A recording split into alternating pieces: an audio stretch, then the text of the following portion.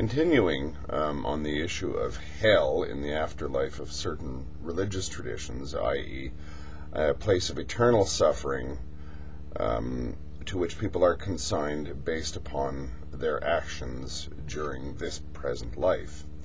I'm inclined to ask, what would be the purpose of such a hell to exist?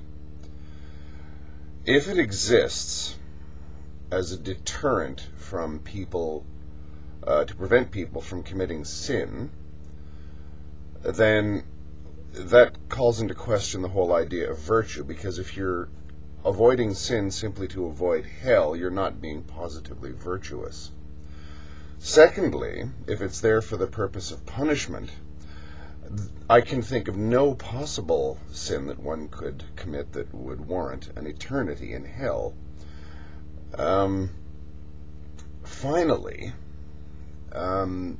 the whole question of the existence of hell, inescapably, at least to my thinking, casts a shadow over the nature of God as a loving, omniscient, utterly just, utterly merciful being. We as human beings have come close to creating situations, hopeless, horrific situations for our fellow human beings that in some ways resemble hell, i.e. suffering, constant nagging fear and hopelessness. Say, life on a 18th century West Indian sugar plantation, life in Auschwitz-Birkenau during the Shoah, or life in People's Democratic Kampuchea in the short period that it existed. We've kind of attempted to create something like a hell, although I don't think any of these were done with that specific purpose in mind.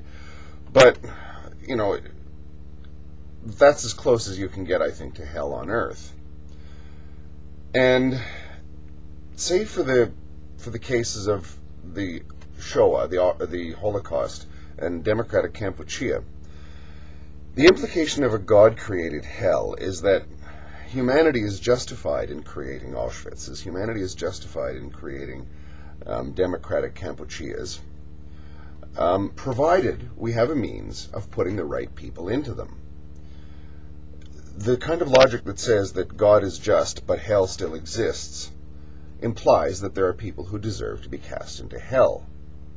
Presumably, there are people among us who deserve to be cast into hell in life.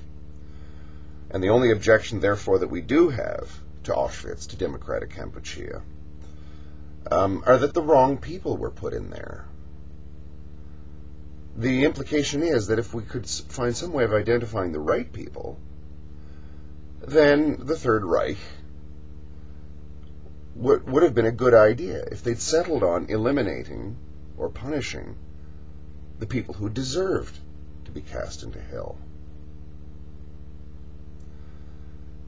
I don't think that a deity that would see the world and morality that way can claim the title of just and merciful.